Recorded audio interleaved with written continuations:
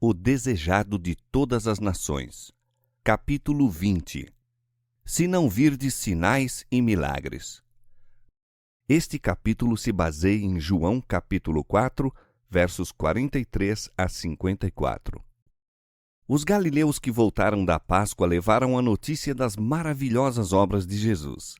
A maneira por que os dignitários em Jerusalém lhe haviam julgado a ação abria-lhe caminho para a Galiléia. Muitos dentre o povo lamentavam os abusos no templo e a ambição e a arrogância dos sacerdotes.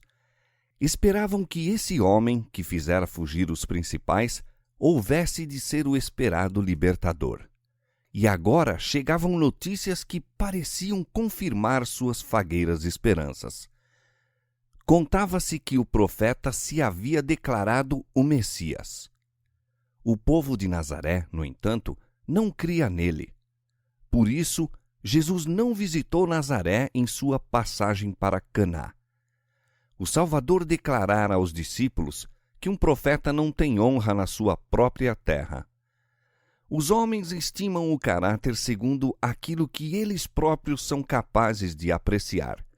Os de espírito estreito e mundano julgavam a Cristo por seu humilde nascimento, seu traje modesto e o meio de vida em que labutara. Não eram capazes de apreciar a pureza daquele espírito isento de qualquer mancha de pecado. As novas da volta de Jerusalém a Caná divulgaram-se em breve por toda a Galiléia, levando esperança aos aflitos e sofredores. Em Cafarnaum, as notícias atraíram a atenção de um nobre judeu, oficial ao serviço do rei. Um filho desse régulo estava sofrendo de moléstia aparentemente incurável. Os médicos o haviam desenganado. Ao ouvir o pai falar de Jesus, porém, decidiu rogar-lhe auxílio. A criança estava muito mal e temia-se não viveria até seu regresso. Mas o nobre achou que deveria ir pessoalmente apresentar sua petição. Esperava que a súplica de um pai havia de despertar a compaixão do grande médico. Chegando a Caná, encontrou grande multidão rodeando a Jesus. Coração ansioso, procurou abrir caminho até a presença do Salvador. Ao ver apenas um homem simplesmente vestido, poento e exausto da viagem, vacilou-lhe a fé. Duvidou que esse homem pudesse realizar o que viera pedir-lhe. Obteve, no entanto, uma entrevista com Jesus, expôs-lhe o objetivo de sua presença e rogou ao Salvador que o acompanhasse à casa. Mas Jesus já conhecia essa dor. Antes que o régulo houvesse partido de casa, vira-lhe o Salvador a aflição. Sabia também que o Pai estabelecera em seu espírito condições quanto a crer em Jesus. A menos que sua petição fosse atendida, não o havia de aceitar como o Messias. Enquanto o oficial esperava, nessa agonia de quem se acha suspenso, Jesus disse: Se não virdes sinais e milagres, não crereis. Não obstante todas as provas de que Jesus era o Cristo, o suplicante decidira fazer do deferimento de seu pedido uma condição para nele crer. O Salvador comparava essa incredulidade com a fé singela dos samaritanos que não haviam solicitado nenhum milagre, sinal nenhum.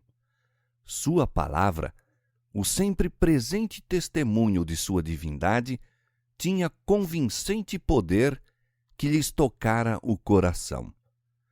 Jesus doía-se de que seu próprio povo, a quem haviam sido confiados os sagrados oráculos, deixasse de ouvir a voz de Deus a falar-lhes por intermédio de seu filho. No entanto, o nobre possuía certo grau de fé, pois viera pedir aquilo que se lhe afigurava a mais preciosa de todas as bênçãos. Jesus tinha um dom ainda maior para conceder.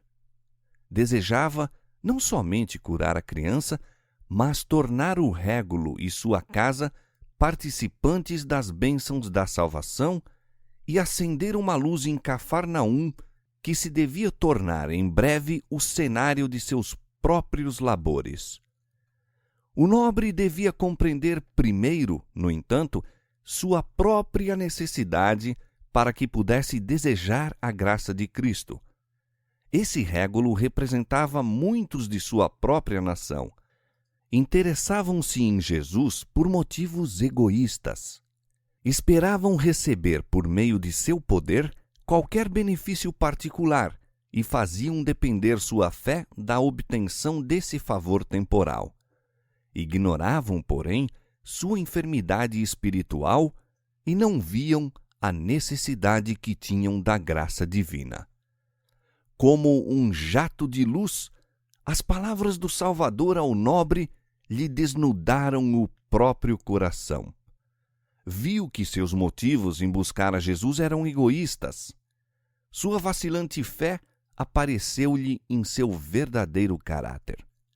Em profunda aflição, compreendeu que sua incredulidade poderia custar a vida do filho. Conheceu que estava em presença daquele que lia os pensamentos e a quem tudo era possível. Em angustiosa súplica, clamou: Senhor, desce antes que meu filho morra. Sua fé apoderou-se de Cristo como a de Jacó quando, lutando com o anjo, exclamara: Não te deixarei ir se não me abençoares. Como Jacó, prevaleceu. O Salvador não pode recusar o pedido de uma alma que a ele se apega, alegando sua grande necessidade. Vai, disse, o teu filho vive. O nobre deixou a presença do Salvador com uma paz e alegria que nunca dantes experimentara. Não somente crera que seu filho seria restabelecido, mas, com firme confiança, esperou em Cristo como o Redentor.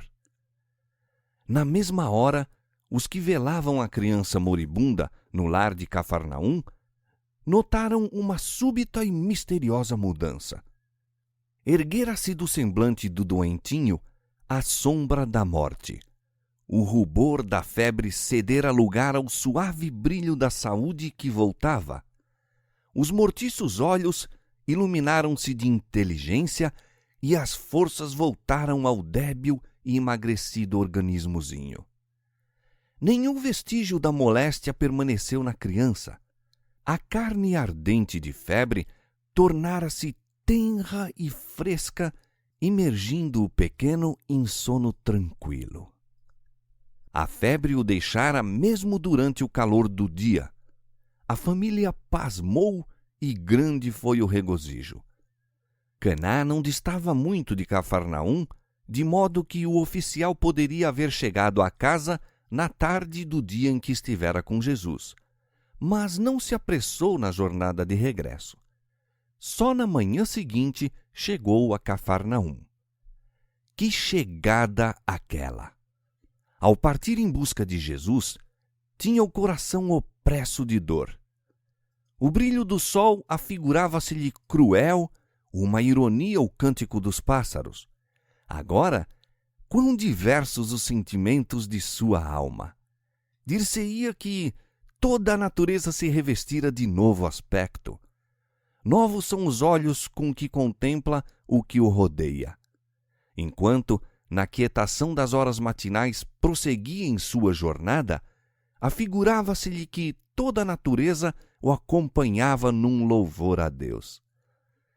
Estando ainda a alguma distância de casa, servos lhe saíram ao encontro, ansiosos de lhe sossegar a alma que acreditavam suspensa.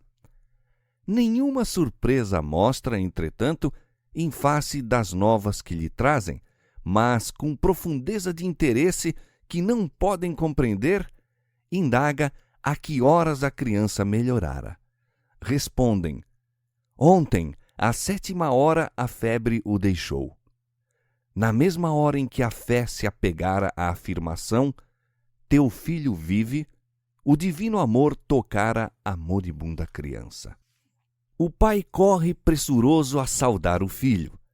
Aperta-o de encontro ao coração como alguém arrebatado à morte e dá repentinamente graças a Deus por essa maravilhosa restauração. O nobre desejava conhecer mais de Cristo. Ao ouvir-lhe posteriormente os ensinos, ele e todos os de sua casa se tornaram seus discípulos. Sua dor foi santificada para a conversão de toda a família. Divulgaram-se as novas do milagre, e em Cafarnaum, onde tantas de suas poderosas obras foram realizadas, foi preparado o caminho para o ministério pessoal de Cristo. Aquele que abençoou o nobre de Cafarnaum está igualmente desejoso de nos abençoar a nós. Como o aflito pai, no entanto, somos muitas vezes levados a buscar a Jesus pelo desejo de algum bem terrestre, e da obtenção de nossas petições fazemos depender nossa confiança em seu amor. O Salvador anela dar-nos maiores bênçãos do que lhe pedimos, e retarda o deferimento de nossos pedidos a fim de mostrar-nos o mal que existe em nosso coração e nossa profunda necessidade de sua graça. Deseja que renunciemos ao egoísmo que nos leva a buscá-lo. Confessando nosso desamparo e pungente necessidade, cumpre-nos confiar-nos inteiramente a seu amor. O régulo queria ver atendida a sua oração antes de crer. Teve, porém, de aceitar a palavra de Jesus de que seu pedido era satisfeito e a bênção concedida. Cumpre-nos também a nós aprender esta lição. Não porque vejamos ou sintamos que Deus nos ouve, devemos nós crer. Temos de lhe confiar nas promessas. Quando a ele nos chegamos com fé, toda súplica penetra o coração de Deus. Tendo pedido suas bênçãos, devemos crer que as recebemos e dar-lhe graças porque as temos recebido. Então, vamos ao cumprimento de nossos deveres, certos de que a bênção terá lugar quando mais dela necessitarmos.